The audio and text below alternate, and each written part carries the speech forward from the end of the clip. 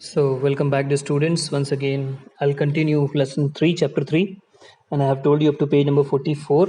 What we have seen that there was elder brother Yudhishthira, who sent Nakula, then he sent Sahadev, and then later both did not come back.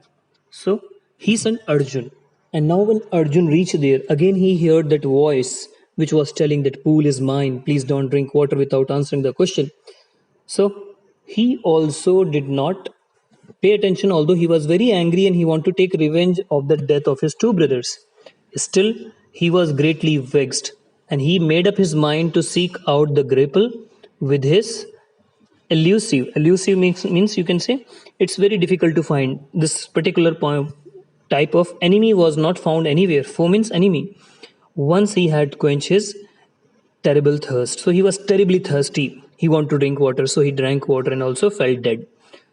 He also fell like his two brothers.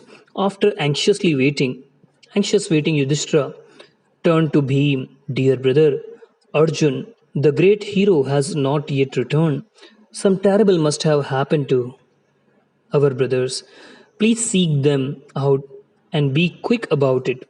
Also bring water, for I die of thirst. Bhim ragged with anxiety, hurried away without a word. His grief and rage can be imagined when he saw three brothers lying there dead.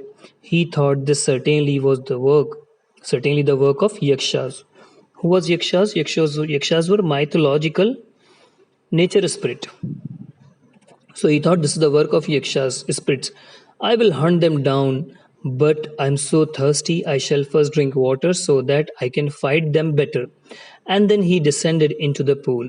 The voice shouted, Bhimsena, beware, you might drink only after answering my question. You will die if you disregard my words. Who are you to dictate me? Cried Bhim, and he drank the water thirstily, glaring around in the defiance. What is the meaning of defiance here? Defiance means in opposition. Although he was very angry, but he was also thirsty. So all these three, four brothers, they are very thirsty and their thirst has taken away before they thought they will fight or they will answer. Their mind was to drink water. And as soon as they drink water, they die. And as he did so, great distance seems to slip from him like a garment, and he also fell dead among his brothers. Alone Yudhishthira was racked with anxiety and thirst. Have they been subjected to a curse, or they wandering about in the forest in vain search for water, or have they fainted or died of thirst?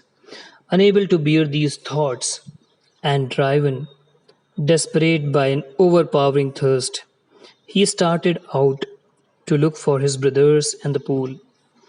Yudhishthira proceeded in the direction his brothers had taken, through the tracts infested with wild boar and abounding in spotted deer, huge forest bird, and presently came upon a beautiful green meadow gridding, or you can say griddling a pool. Griddling means that is staring angrily.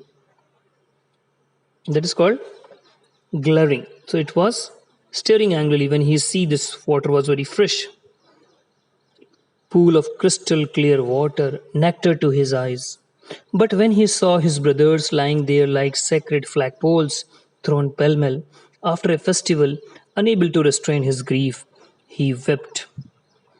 Then a sense of mystery overcame him, for this could be no ordinary occurrence. The world held no warriors who could overcome his brothers. The scene was very astonishing to him. He was surprised to see that his courageous brothers fell down. In the world, nobody can compare them, but now they are falling like flagpoles. There were no wounds on their bodies which could had let out life, and their faces were faces of men who slept in peace, and not those who died in wrath. There was also no trace of the footprints of an enemy. There was surely some magic about it. Or could it be the trick played by Duryodhana? Duryodhana was their enemy. So he thought like this. Now, dear student, let us focus on remaining in text question. I have told you already one in-text question. Now we are on second in-text question. Please pay attention. Why is the foe described as being elusive? And one more question is here. Which word describe Bhima's attitude towards yakshas? These two questions are here. Let us see second question first. Now, the foe is being described as elusive. Why the foe? Foe is being described as elusive because it is not seen but only heard, and because Arjuna's arrows could not attack the foe, attack the enemy. I repeat the answer. The foe is being described as elusive because it's not seen but only heard, and because Arjuna's arrows could not attack the foe. Now, question third was which word describe Bhima's attitude towards the yakshas? I focus on this answer. The word hunt describe Bhima's attitude toward the yakshas. It implies that he considers them to be beings that ought to be hunted down because they are troublemakers. I repeat the answer. The word hunt describes Bhima's attitude toward the yakshas. It implies that he considers them to be the beings that ought to be hunted down because they are troublemakers. Now we'll be focusing on next in-text question. Let me explain page number 46 now. Okay. On page number 46 we are. Please pay attention. So he thought that it can be trick played by Duryodhan. Might he not have poisoned the water? And he also thought that Duryodhan has poisoned the water, that is why his brothers died. Then Yudhishthira also descended into the pool, in his turn drawn to the water by a consuming thirst. Consuming thirst means he only want water to drink, and there was no way to escape from the thirst. So he also tried to take the water, but at once the voice without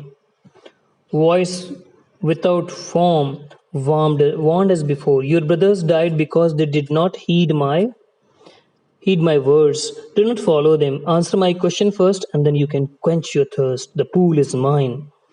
Yudhishthira knew that this could be none other than the words of the Yaksha, and guessed that what had happened to his brothers. He saw possibly a way of redeeming the situation. He said to the bodiless voice, please ask your question. So there were question has been there. Let me read my next video, all the questions. Till then.